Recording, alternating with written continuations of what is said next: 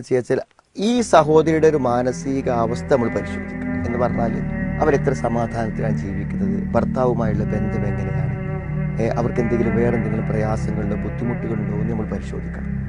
എന്തുകൊണ്ടാണെന്ന് വെച്ചാൽ നമുക്ക് എന്തെങ്കിലും മാനസിക വിഷമങ്ങളോ ബുദ്ധിമുട്ടുകളോ ഉണ്ടെങ്കിൽ എപ്പോഴെങ്കിലുമൊക്കെ നമ്മൾ പൊട്ടിത്തെറിച്ചുകൊണ്ട് പോകും. അത് നമുക്ക് ഈ പൊട്ടിത്തെറി എന്നുള്ളത് നമുക്ക് എല്ലായിടത്തും എല്ലാവരോടും പറ്റില്ല.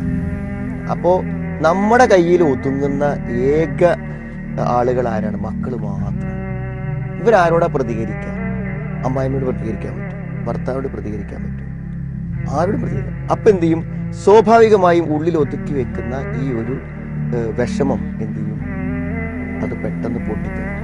അപ്പൊ അത് കൂടുതൽ ഇഫക്റ്റ് ചെയ്യാതിരിക്കാനും കുട്ടികളെ. ഇതിന്റെ ഏറ്റവും വലിയ അപകടം എന്താന്ന് വെച്ചാൽ ഒരു ഉമ്മ വളരെ വയലന്റ് ആയി വളരെ ശക്തമായിട്ട് ഉമ്മ നമ്മുടെ നേരക്ക് വരുമ്പോൾ എന്താന്ന് വെച്ചാൽ, ഇപ്പോൾ ഉദാഹരണം ഒരു ഭക്ഷണം കഴിച്ചു, കുറച്ച് ഭക്ഷണം ബാക്കിയുണ്ട്, അവന് കഴിക്കാൻ പറ്റണില്ല.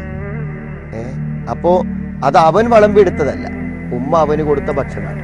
അപ്പൊ ആ കണക്ക് നിശ്ചയിച്ചത് ആരാണ്? ഉമ്മയാണ്. സ്വാഭാവികമായും മുഴുവനാക്കാൻ പറ്റിയില്ല. അപ്പൊ അതിന്റെ പേരിൽ അവന്റെ അടുത്തേക്ക് എന്താണ് ചീറി അടുക്കുകയാണെങ്കിൽ അവൻ ചിന്തിക്കും, ഭക്ഷണം കുറച്ച് ബാക്കിയതിന് എന്തിപ്പോ ഉമ്മ ഇങ്ങനെയൊക്കെ പറയാൻ.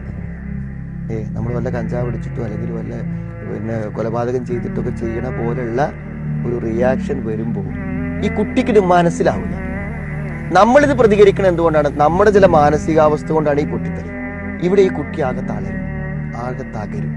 ഉമ്മനെ ഭയങ്കര പേടിയായിരിക്കും, ഉമ്മനെ കാണുന്നത് തന്നെ ഭയമായിരിക്കും, ഉമ്മയിലേക്ക് അടുക്കൂല. അവർക്ക് ഉമ്മ ഇല്ലാതെ ആവും. ഉമ്മ എന്ന് പറഞ്ഞാൽ ഒരു സ്നേഹത്തിന്റെയും വാത്സല്യത്തിന്റെയും ഒരു അതല്ലേ, അത് ഇവർക്ക് നഷ്ടപ്പെട്ടു. ഉമ്മയുണ്ടായിട്ടും ഉമ്മയില്ലാത്തവരായി. അപ്പൊ അതുകൊണ്ട് മറ്റുള്ളവരോടൊന്നും ഞാൻ പൊട്ടിത്തെറിക്കാറില്ല, മക്കളോട് വരുന്നു. മക്കൾ തന്നെ എന്താണ് ഉമ്മ എങ്ങനെയും ചോദിക്കണമെന്ന് പറഞ്ഞാൽ അവിടെ എന്താണ് എന്തെങ്കിലും ചില മാനസിക അസ്വസ്ഥതകളോ കാര്യങ്ങളോ ഉണ്ടാകുമ്പോഴാണ് ഇങ്ങനത്തെ പെരുമാറ്റം.